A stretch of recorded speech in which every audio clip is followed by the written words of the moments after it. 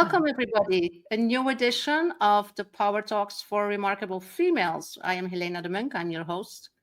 And my question today to you is, what if your leadership energy and focus is not in your planner or in your strategy, but in your pantry? Right. I'm here today with Amy Todisco. Amy, welcome to the show. I'm super thrilled to have you here. Can you tell Thank us you a little so bit much. more about yourself? Sure. So I have, for the last 30 years or so, have been teaching people and empowering people to take their health back from our broken food system, Western medicine system, household product systems, to learn how to detoxify our food, our homes, our household products, and embrace holistic health strategies so that we can thrive and reduce our need for pharmaceuticals and doctors. So, how did you first get into this world of green living and clean This is eating? a good question. So I actually started having a fairly unusual childhood with a mom who was very interested in nutrition and a stepfather who was a chef. And I learned to cook Oh, from the age of about 8. And I wow. learned about organic food when I was 16 because I worked at a health food store in New York City. I grew up in New York City. And I learned about organic food and vitamins and supplements and a tiny bit about household products. But it wasn't until 1992 when I had my big aha moment. I was pregnant with my daughter, shopping at the health food store, my weekly shopping, and I came upon this little paperback book called The Nontoxic Baby. Excuse me. And I'm standing there in the aisle just leafing through this little paperback, and my jaw drops. I cannot believe that there's all these legally allowed toxic chemicals in everyday household products. And I Mhm. thought, first of all, I felt incredibly vulnerable being pregnant at the time. And then I felt really angry. I thought, like, why, how is this allowed? Why aren't we being protected? This is in the US. And as I went on to learn more, I realized that we have so many toxic chemicals in our everyday life, and many of them we have control over. And so those are the ones that I've been focusing my attention on for the past 30 years is how to get rid of these chemicals in our food and our household products and our homes and in our lives altogether, and really focusing on empowering people as opposed to feeling like a victim. Yeah, you know what? I think it's an amazing work that you do. It is so important because when Thank I you. think back to my childhood, I didn't have any a clue about these things. My parents were not into these holistic and organic and healthy food or living. It was just a very traditional upbringing, and I can imagine that a lot of us were not educated. School doesn't do that. Oh gosh, A no. lot of our caretakers don't do that. It's like this aha moment. I think for a lot of us it comes when we feel sick, when we feel our Typically. energy is going, when we get our allergies or our asthmas or whatever that we get from all these toxins. I'm interested also for the people watching here or listening into, if there's any questions about that or any experiences that you want to share, please feel free to use the comment box to interact with us. We will That absolutely would be take great. this into this conversation. If you are watching or listening to the replay, you're also more than welcome to get your feedback or your questions in the comment box because we will be monitoring it and we will get back to you with anything that you need. But what's your experience, Amy? When do you feel that people, for example, clients of yours, when do they find you? What's like their aha moment or their wake up That's call? great question. So typically it's when, like you said, they have a health problem. And there are many people that don't even put together the connection between what they eat and what they're exposed to and having different health issues, whether it's allergies or gut issues or asthma, skin problems. Most people, they'll go to the doctor, and I've interviewed people for my podcast like this. They'll go to the doctor, and the doctor sees one symptom and then sends them to a specialist for that problem. And so they're sending them to all these different specialists. Nobody's putting together the whole picture. It's one person, and potentially it's because they're being exposed to things in their food and their homes. I just interviewed a woman last week who she was only 24 years old, and she was living in a rental apartment that had visible mold in the bathroom. And that was the camel or the straw that broke the camel's back, shall we say. She started to get so sick that she couldn't keep food down. She had incredible hives. itchy skin. And she did the whole thing of going to the doctor, being sent to all these different specialists, and she had to figure it out on her own. And she realized that by changing her diet and getting rid of the toxic chemicals, especially things with fragrance, that's a top one, she was able to heal herself. And so she has a whole different way of living, she and her husband, because she became aware and she made changes. Yeah. Now, there's so many things in our houses that are toxic that we are not aware of, or maybe we are aware of them, but it's like, what can we do about it? I have this wooden, I don't know how you say that in English, these wooden things on my ceiling, yeah, have been treated. I don't know what they have been treated. You have paint. If you don't have this special paint, you even have plastic paint, you don't know what is there. It's the thing that your sofa is made of. And the even carpets. if you try to burn some incense, it can be toxic. If you want to have some nice smell in your house with essential oils, if you don't buy the organic ones, they can be toxic. So there's so many things that we are not aware of and that we cannot get rid of. So what to some can extent, we do? yes. Yeah. Well, so usually I find that starting with food makes the most sense. And I'll give the other, and there's another piece too. So as I mentioned, fragrances, that's a huge one. Anything that has a synthetic fragrance, you definitely want to get rid of. And especially if it's a plug-in air freshener, your laundry detergent, whatever you're cleaning your clothes in is actually on you 24/7. So that's a good one to swap out. But food is probably the easiest one to start with. And typically I talk to people about starting simply, looking at what produce they're buying at the store. And there is something called the Dirty Dozen and the Clean 15 list. And that's put out by Environmental Working Group. And I actually have that list in my free 5-day green living challenge. And it tells you which produce has the highest amount of pesticide residues. And it's something like spinach and strawberries and blueberries are on the top of the list for most toxic. So those are the ones that people would want to prioritize getting certified organic. Hey, wait a minute. And then blueberries are considered to be very healthy. Yes. You should eat blueberries. I know. So this is the issue. And it goes there's so much information. It's overwhelming. I get why people are overwhelmed, why they're frustrated, and they feel like, oh my gosh, I don't have time to do all this research like I did for 30 years.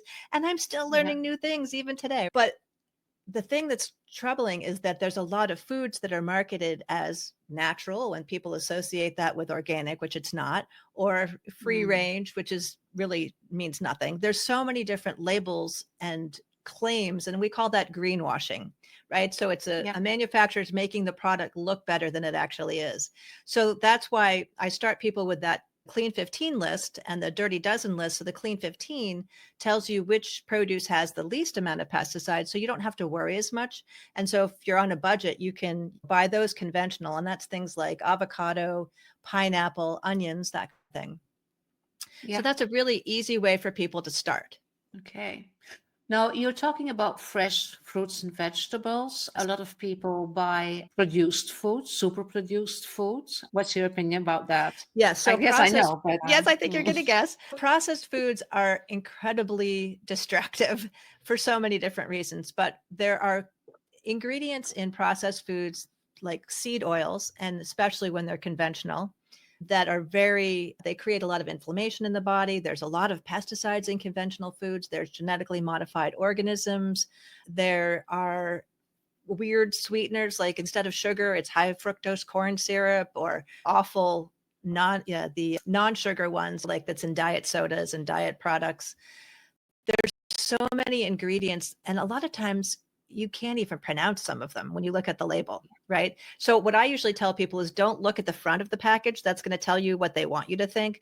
Look at the back, read the ingredients, and figure out, okay, does this sound like something that I've ever heard of? And if not, then avoid it. But your best bet is to go with certified organic, with the caveat that I will tell you, there are some certified organic foods that are junk foods. And I've been guilty of trying them. I tried there at one time, Doritos were made with organic ingredients. Now I've noticed that's disappeared. I did try them. They were very addictive, which is the case with all these processed foods. And Yeah. they leave you feeling like you're still hungry because you're not nourishing your body. You're not giving yourself Yeah. the You're nutrients. filling yourself with non-food. Exactly. And that's what, creates Yeah. all the obesity problems and all sorts of health issues, blood pressure, cholesterol, heart disease, anxiety, gut issues. There's so many different things that these kinds of foods are doing to us. Yeah. It's not good. And a lot of us, we don't have a lot of time. We rush to the supermarket. So we take what we're used to take and we don't really do these things. So what worked for Yes. me was building this in gradually. And because I remember when I started really going into this, the first 3, 4 times that I made my groceries, my shopping list, it took me an hour because I was buying things that I never heard of before. And so I was Googling what it was, but then I made my list. And then the next time I added to my list and I basically invested time in the preparation. And then of course also in the shop until I had a safe list Yes. of the vegetables and the fruits, and then also everything that's packaged in order to bring that home and systematically also get rid of all the rest. And so it was building up, because if not, I thought it was very difficult to really change that. Not only Yes. that, also to educate your family, because Oh, they are yes. used to have this type of breakfast and this type of lunch and this type of in between. And then especially, I know some of these examples, especially if you change that with teenagers, they're like, Mom, what are you doing? I don't want that. I Exactly. don't like that. Things like that. Yeah. So it's not only a decision and an intention, it involves also a complete strategy. Like, how am I going to implement that also with the people that I live with, without Mhm. being the one imposing things or being the teacher or being Yes. the one that is forcing them into a certain way. So it is pretty complicated, right? Yeah. A Yeah. systemic thing, right? So you bring up such great points, and that's why I do the work that I do. So I created these online courses specifically to give people all of those tips and tools so that they can implement these strategies so that you don't have to spend all the time and the frustration and the money and trying to figure it all out. And Mm. that's why I'm actually launching this 12-week program on clean eating that will go along with the online course so that I can help people implement it even more quickly and easily. And we'll talk about those kinds of things, like how do we get our family on board, and what are some of the things to avoid with these different label claims, and how do you shop on a budget and buy organic food without breaking your pocketbook. So I think it is a very big topic. And as I said, I think earlier, I'm still learning new things even after 30 years. I'm constantly Mm. coming up with, and every time I come up with something new, I pop that back into the course so that I always am Mm. putting updates so that people are getting the most current information. Yeah. And then, Amy, what are your tips for people who live on a kind of budget? Because we all know if we go to a organic shop or we buy organic shop and food in the supermarket, when we come at the end of the almost at the exit, you pay a lot more. True. And it's changed a little bit, I would say, because food prices overall have gone up, at least in this country. Junk food is Mm. extremely Yeah. expensive now too, right? But some of the Yeah. tips that I usually tell people is if you have any farmers markets in your area or a farm stand that's growing certified organic food, go there first, because typically you'll pay less money and you'll get the freshest food. Because even in the supermarket, that organic produce often can be a week old before it even gets on the shelf. And some of the tricky ways that manufacturers and store owners do things, we're actually seeing stuff staying on the shelf longer. Looks as though maybe it's still fresh, but they've been putting coatings and sprays and all this kind of stuff to keep that looking good, even when it's no longer got a whole lot of nutrition. So one of the tips I also tell people is, if you don't have a farm to go to or can't get to the farmer's market, buy the certified organic frozen food, like the broccoli and the peas and carrots and all that kind of stuff. And those usually are frozen at the peak of freshness. So I feel like you're getting a much healthier product. And often those Mm. are less expensive than the fresh stuff. Yeah. That's absolutely true. That also goes for the frozen fruits, right? The Yes, red indeed. berries and the blueberries and things like that. Absolutely. Yeah. Yep. All right. Yep. And What other one of tips? the other Yeah. things I would say is growing your own. I know we're all busy Yes. entrepreneurs and business executives, but if you have a desire to get out in nature Yeah. on the weekends, for example, growing your own food is absolutely magical. I have access to all this incredible food that my husband grows for the most part. I do some of the farming, but mostly I'm running the farm stand in the summer. But I grow my own stuff in my own gardens around the house. And I do that Mm. because there is something so satisfying by taking a Yeah. tiny seed and planting it in the ground. And then you get this incredible tomato plant. And when I take people for tours on the farm, they are so blown away by the taste difference. When Mm. you pluck a cherry tomato Yeah. off of plant and eat it, it is alive with flavor. It's got life energy. It's the best that, it'll ever be. Yeah. And I've even been able to convert children to eating vegetables. I had this amazing family of French people that the children didn't even speak English. And I was told though that they didn't like vegetables. And so I'm leading them through the tour and we go through the different rows and pick a green bean and cherry tomato, all this stuff. And they're actually trying it. And I thought, ooh, this is good. And then they had the lunch tour. So we followed it with a lunch and I'm thinking, oh my gosh, these kids aren't going to eat anything. I'm just going to have all this wasted food. But they actually ate the lunch, which is all vegetarian. And after the family left, I heard from the parents and they said, our children now eat vegetables as long as we tell them that they're like Dave and Amy's. And so that Yeah. just made me feel so good. So I think anybody that has even the slightest desire to grow some food of their own, you can even do it on a windowsill. As long as you have a sunny windowsill, you can put some herbs or grow something that you really like, lettuce, for example. Yeah. There's all kinds of ways and even indoors, if you have no sunshine, they now have these little hydroponic systems. I've got one that I use in the wintertime here in Vermont, and I put it in our sunny living room and I'm growing my salad. So I'm growing cucumbers, tomatoes, and lettuce a lot of the times in this little Mm. hydroponic, which is just all water and nutrients. So there's all Yeah. kinds of options for how you can do things according to your schedule. Yeah, and Amy, that's such a beautiful concept as such, especially with the story you tell about the children that, didn't eat vegetables.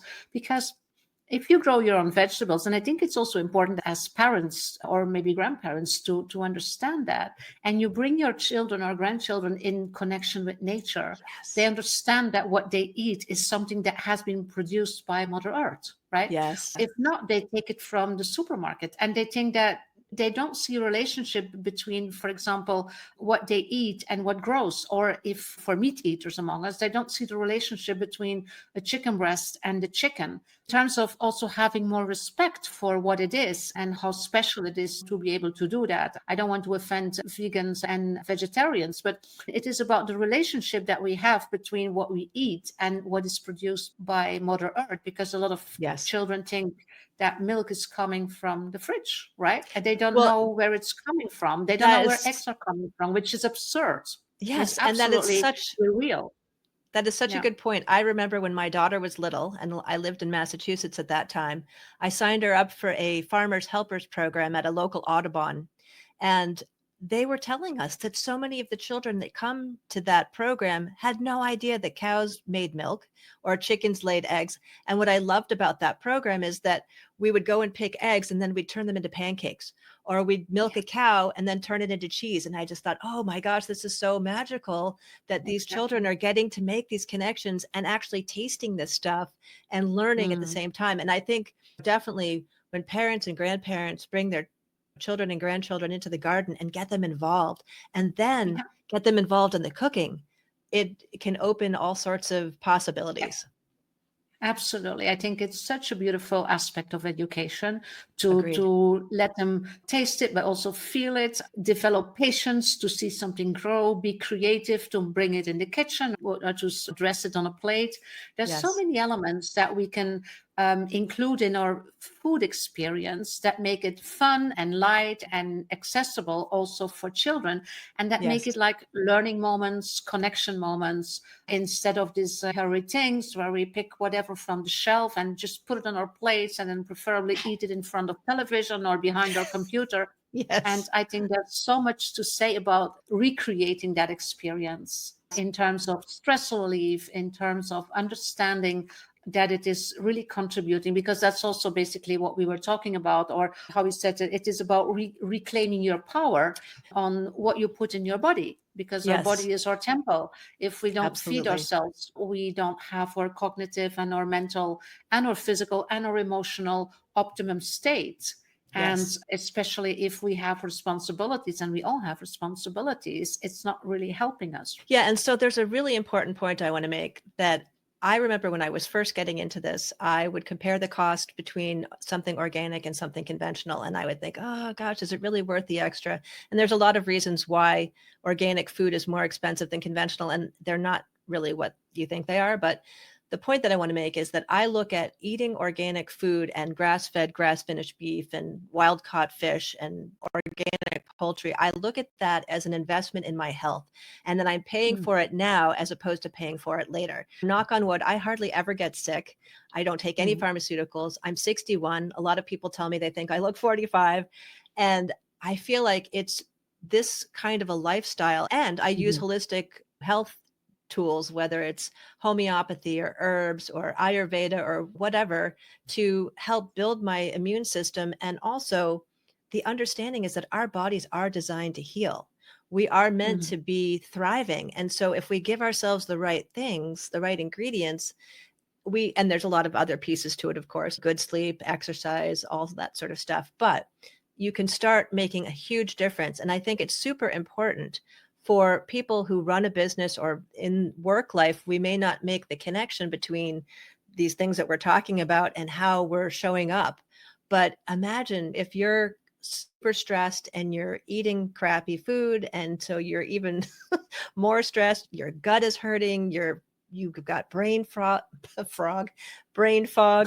There's all kinds of different health impacts that are coming from these different choices that we're making. And so if we want to be top performers, especially if we're running our own business like you and I, if we make better choices, that's going to actually help us do a better job running our Yeah. business and moving forward. Absolutely.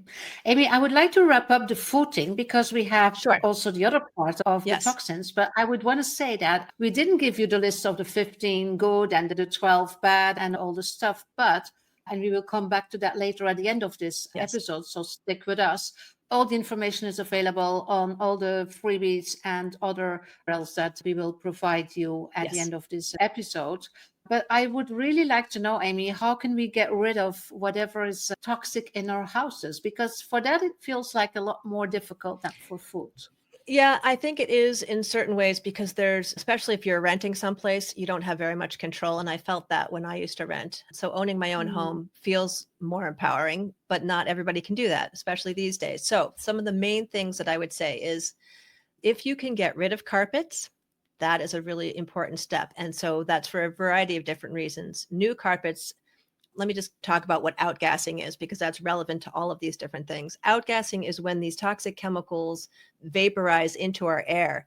And even the EPA here in the US tells us that the indoor air in our homes is actually more toxic than outdoor air, even in polluted cities, which is a hard thing to believe. Whoa. But it's true. Mm. And actually, when I was hired by Seventh Generation to lead their Household Toxins Institute, our goal was to actually hire toxicologists to test the household products, starting with the natural ones, to see that they actually were what they said they were, to make sure that they were not contributing toxins into the air.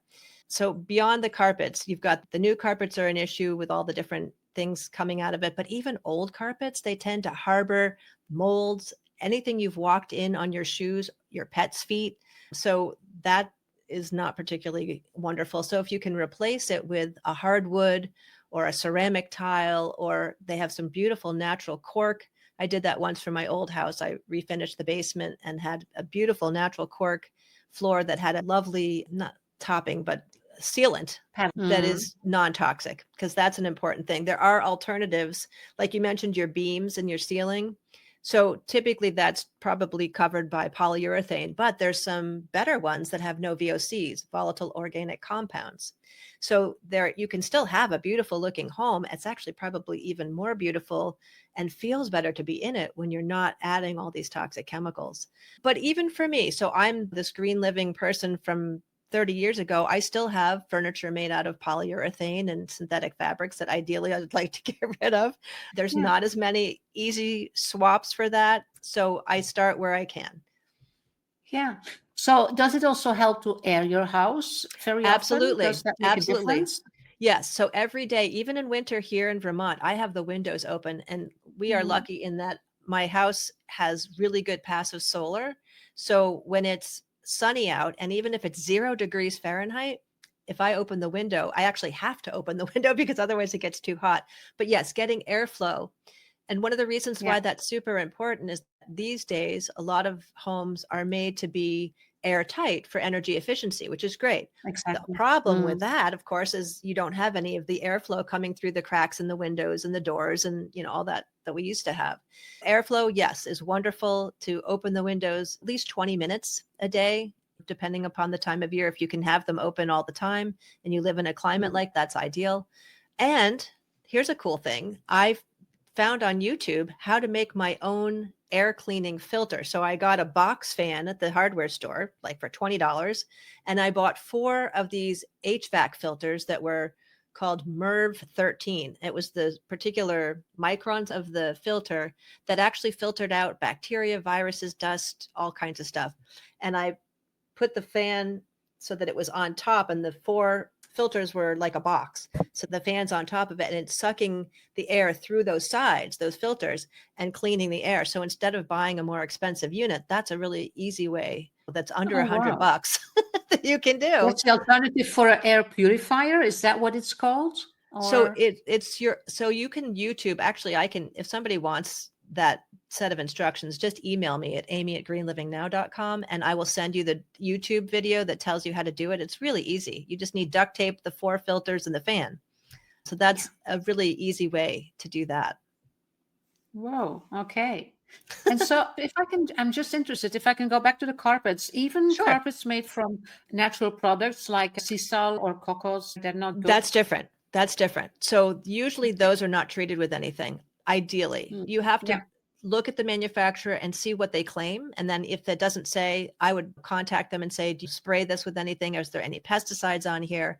But yes, those things should, and even natural wool, if it's not treated with anything toxic, can be a great Yeah. alternative. And then cotton rugs that you can wash in the washing machine. That's a great alternative too for little throw rugs. Yeah.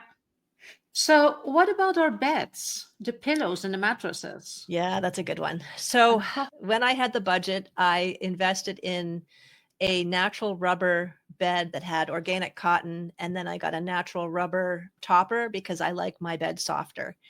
But that is a big source of issues because most beds are made out of plastic with Foam. flame Yeah. retardants. And so all of that, while you're sleeping, you're smelling that stuff coming out of your mattress, as well as whatever you're washing your bed sheets and your bedclothes in. So that, I think I said at the beginning, getting swapping out what you're using for laundry detergent is Yeah. a really You can buy smart those idea. organically. Those are very easy to find, right? Yeah. To Mm. some extent, if people don't buy the best, most non-toxic because they're a little pricier, at least go with a fragrance-free, because the free and clear ones aren't necessarily clear and free of the toxic chemicals. So fragrance-free, though, usually means that they're not putting those synthetic fragrances in there. Yeah. Mm. Yeah. So What that's a else? good What else start. can we do? Because I'm thinking of walls, I'm thinking of furniture, I'm thinking of sofas. Yeah, so walls are easy to switch to the no VOC paints. Those are at most hardware stores, at least in the US. I've found a few different options. They're definitely a little bit more expensive, but you can paint a wall and sleep in that room the same day. You don't have to get out of there and wait for it to dry. So that's definitely an alternative. And And does like it I said, cover what was there first? oh yeah, yeah, it's just like regular paint. It works great. Yeah, but does it cover the toxic paint that was there Oh, I before? see what you're saying.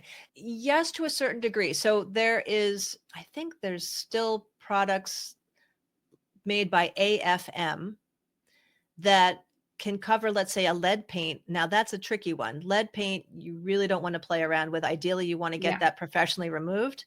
But I think if it's been painted over and painted over for many years, unless it's cracking or showing some signs of distress, generally Yeah. it might be okay. But I think it's best to err on the side of caution when it comes to lead because such small amounts can create a toxicity, especially for children and even pets, right? Yeah. We don't want our pets licking up dust and eating paint Absolutely. chips and all that kind of stuff. But that paint is not available anymore in the market. We're talking about old houses Old that houses, were painted. correct. Yeah. Okay. Yeah. Yes. Yeah. Do you see any progress in the I do. availability of?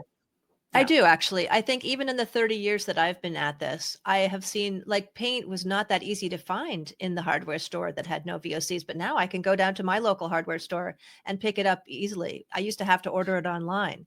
So I think Yeah. that there's definitely more options than there were. We still have a ways to go, but there's certainly more availability of organic foods than there was. Now it's become cliche, or not cliche, but trendy. People, we in the state of Vermont, we have so many farmers markets. Not all of them have lots of organic farms, but there's at least one or two at them. And I think in other states, I've gone to other farmers markets and there's usually at least one or two farms that are organic. So Mhm. that's better. But I think consumer awareness has changed. I think we're understanding that there's a problem here and that we need to make Yeah. choices that are better for us. Yeah. I heard like things like vote with your money, right? In terms of Absolutely. what you want. Yeah. Yes, because that really Mm. makes a difference, right? Manufacturers look at trends of what are people buying. So that's why organic has become so much more popular because more people are buying it, more people are asking for it. And that's why the big companies that are still doing the conventional stuff are also doing organic alternatives. Now, personally, I'm less inclined to want to buy pretend. that Yeah. product.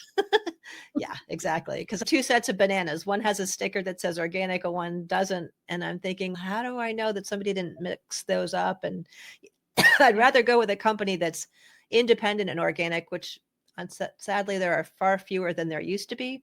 But I have a list of, I can't remember how many. There's a pretty good size list in one of my ebooks, actually. Yeah. I think it's the Shopping on a Budget one, has a list of the independent organic food companies that haven't been purchased by a big corporate conglomerate. Yeah. But if you've ever seen that map, I don't know if you have, of the big food companies that own the majority of the little food companies that we think are healthy, Independent. it'll be an eye opener. I know. Yeah. There's a lot of, I would say lies in their Yes, marketing, putting absolutely. things in a way that we believe it's good, but actually it's not. Like you say, this greenwashing, things like that. So it's very difficult to I'll give you understand a everything that is going on. I'll give you a couple of good examples. So back when in my early days of figuring all this out, I remember there was, and I think the product is still on the shelf today. There's a product that's got a green liquid and it says words like non-toxic and all this kind of stuff on the front of it. And I thought that's really strange. How do they get that green coloring? I came to find out that it's actually coal tar dye that makes that color. And then I found out that there was something in it called that's something butacellosol, I believe was the ingredient, but it wasn't on the label.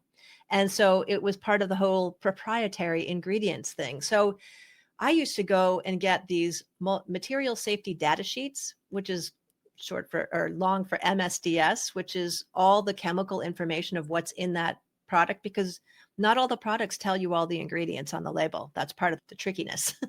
And that's where you find all this information about what is in there and how toxic is that. And that was just one example. Then my husband, who, when I first met him 16 years ago, even though he was growing organic food, he was eating a lot of junky stuff. And it was partly because he was single and he's so busy running the farm and running himself into exhaustion. So he would eat down at his parents' house, or he'd grab something at the local store for lunch that usually was not very good. So I had been talking to him about how important it was to hydrate because he wasn't drinking enough water a lot of the time. So this one particularly hot day, he drank, I think it was like 2 gallons of one of those sports drinks that are marketed to athletes as though they're healthy. And it's loaded with artificial colors and flavors and high fructose corn syrup. And that triggered gout. You know, that painful condition in the big toe that feels like you have shards of glass. So he's been battling with gout ever since that experience. That was, I think, at least 5 or more years ago. And he's been pretty good in the last year or two. But oh my gosh, all these different products that are marketed as though they're healthy can actually be quite the opposite. Yeah, absolutely. There's another thing I'm thinking of, Amy, especially for us women, and that's Yes. beauty products Mm. and shampoos and hair Absolutely. coloring, hair dyeing. I make most of them myself Oh, using do organic you? oil that I get from my garden and data that I get from my garden. But That's a beautiful. lot of us buy the perfumes, which have synthetic scents and all the Yes, things that we put on our body. I heard once, if you cannot eat it, don't put it on your face or your body, because your absolutely. skin absorbs everything more than what you put in your mouth, right? Yes, and that's even true of bathing water, you know? So what you're showering in and you're bathing in is important. You wanna know, I'm diverting off your topic here for a quick second, but you wanna find out what's in your system. And if you have that's one thing you have more control. If you're on a municipal system, there is a way to find out what is in your water supply so that you can filter it out.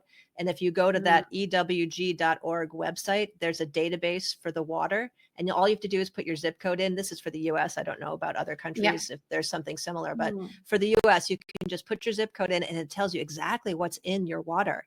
And so that way you can filter stuff out.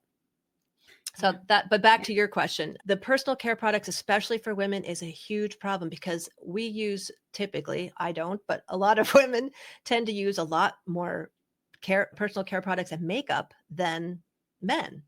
And there's so many different chemicals that are hidden, like you said, in perfume or even scents of these different products. They don't have to tell us what's actually making up that fragrance. Those things are typically synthetic. And I've heard that even one perfume can have 200 different chemicals in it.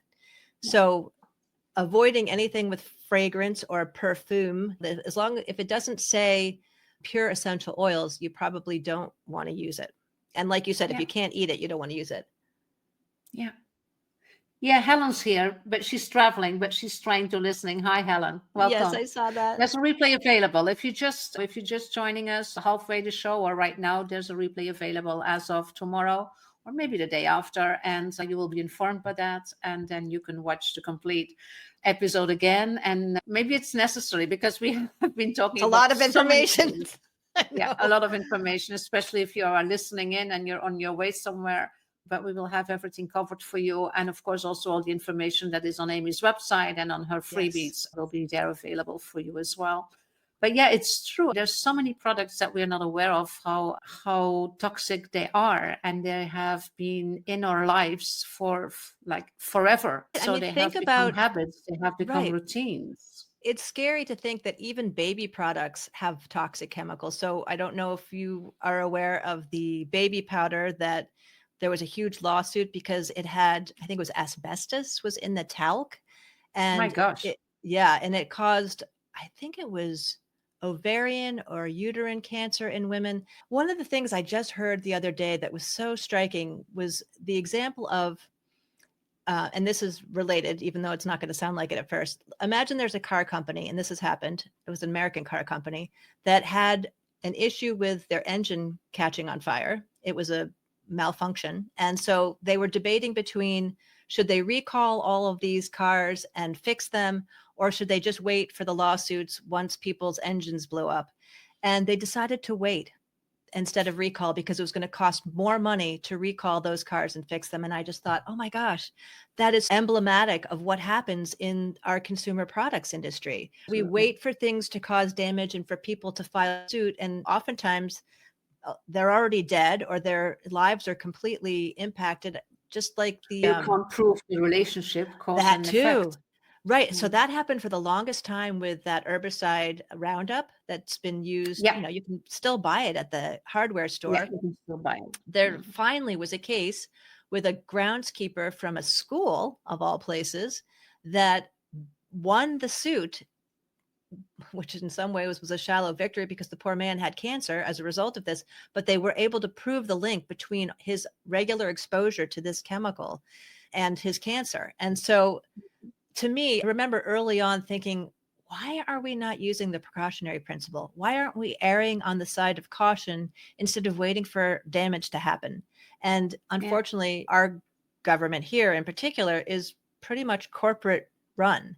We have all exactly. these lobbyists that are writing the Yeah, the laws that our legislators then yeah, pass, which benefits them, not us. And so I feel like I've been tasked on some level with being the voice of consumers. In fact, I'm actually got invited to a big conference that I'm speaking at in July in Chicago, and it's a total industry conference. And I was shocked that they invited me, but they wanted the voice of the consumer, and it's all about food ingredients.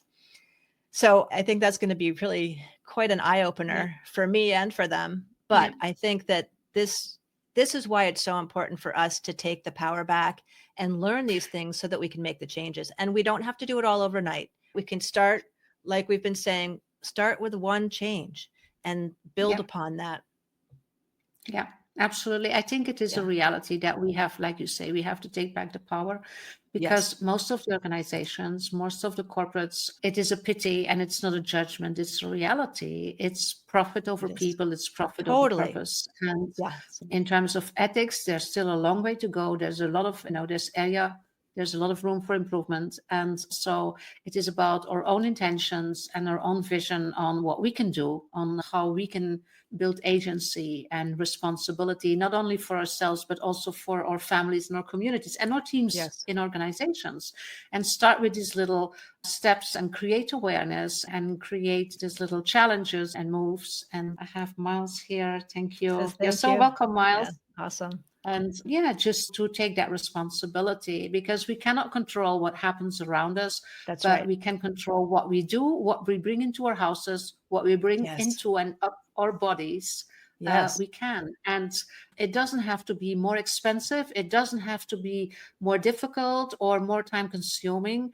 That's a concept that we can reframe, because as you said in the beginning, Amy, it will save later. Yes, it's an investment in our health now. It's an investment in our health for later. Absolutely. Yes. Some last words. Last words. Oh gosh. I want to leave people with a sense of hope. I think that we've shared a lot of information that can be very discouraging and upsetting. And it's easy to go into that place of feeling like, and people have said this to me, everything causes cancer. Why should I bother? And my feeling is that that isn't necessarily true, that we do have the ability to make these changes that can make a difference. And I'll just give you one quick example. There haven't been a lot of studies yet on this, but there is some small scale studies that show that people who have been eating conventional food and they've had their blood and urine tested, and then they go for a week on an all organic diet, the pesticide residues in their systems are gone, or at least diminished down to the minuscule amounts. So it does make a difference. It's not just a marketing scam. It's not just a way to try to create another consumer product, but this is really, when you think about it, organic is the way that our relatives from previous generations used to grow. It was just food. Yeah. But now we have to call it organic. Yeah, exactly. Absolutely. Which is crazy. Yeah. That's true. Yeah, I think these regular cleansing periods are very effective. And for me, it also helps. That's regular sauna, which is one of my favorite de-stress activities. And it's cleaning. I read that it's one of the few ways also to get rid of the microplastics and other toxins in our bodies. So we didn't even talk about the plastic. You deserve it. Yes. Actually, that is such good advice, because the plastic issue is such a huge one. I don't know if you've heard the statistic that we're eating. To make another episode about that one. Yeah, we will, because we're eating and drinking about the equivalent of a credit card size of plastic per week. And it's getting into our brains, causing Alzheimer's and heart disease. And we've got to do something better about the plastic issue. Absolutely. And go to the sauna. The sauna and infrared. I'm mindful of the time. You have some gifts. We will mention 2 here today. And I will put the links for that in the comments for the people that are here with us live. And they will be in the show notes for the people that are listening or watching the replay. So first of all, what I would like to share in the comments is your Calendly link for people that want to have like a, what do you call it? A strategy call? So I'm calling it the Unlock Your Toxin-Free Life Strategy call. It's a 20-minute call, free, and we'll chat about what your biggest challenges are as far as trying to eliminate toxins. And I'll give you a few different suggestions, and we'll go from there. So that's free to us. I only have a limited amount of slots available to do that each week. So it's a first come, first serve, but I would love to support people in moving into this healthier way of living. So that's the first one. And then the second one is the 5-day cleaner eating, non-toxic living challenge. So that gives you a quick, is that right? In the chat also? Yeah. So that challenge gives you a quick email once a day for 5 days, really helpful, impactful changes that you can make pretty easily, and with a little background info. Wonderful. And Helen asks the correct site for finding out what's in urban water. Is that EWG.org. EWG.org. Yes, stands Helen. for Environmental So Working Group, EWG.org. Yep. here you go. And check for the water database.